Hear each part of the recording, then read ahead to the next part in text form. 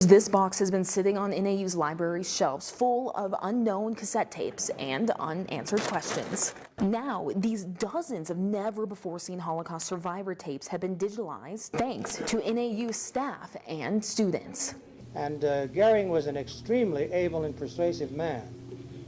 Let me tell you, he was no dummy. He may have looked like a fat dummy, but he was not. Dr. Leon Paulauda sat down in the 80s to talk about interviewing Hermann Goering, the leader of the Nazis' Air Force in World War II. But Paulauda's story wouldn't be heard until 2025. His cassette tape, along with interviews with dozens of Holocaust survivors, sat in this box for over 40 years, until assistant teaching professor Karl Krotke-Crandall was shown the tapes in 2023. Initially, we really didn't know what to expect. Like, there was literally a sheet of paper attached that said Delaware Holocaust Committee. It took 4 decades because of a lack of time and resources, but it's now or never because the tapes would soon be unreadable. And at a certain point, the magnetic layer separates from the plastic layer and it's over. That's it. The information is gone. So, after finally getting funding, the 80 tapes, of which about half were recordings of survivors living in Arizona, were shipped to the East Coast to get digitalized.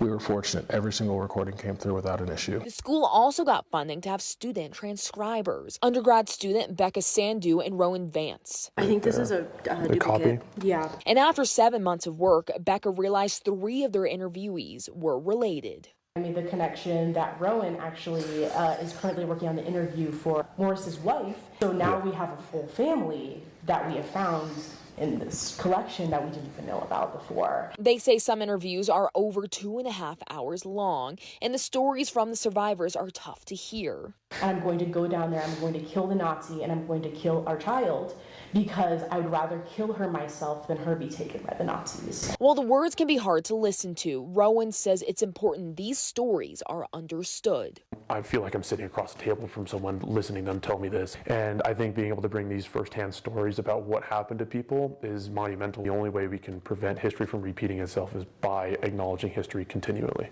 The tapes and their transcripts will soon be headed to the Holocaust Museum in Washington, D.C. But Carl says they're still working to answer questions about the cassette tape's origins. Not only is fascinating, but amazing how connected this community has been with the Holocaust and with the events that happened in the immediate aftermath of World War II.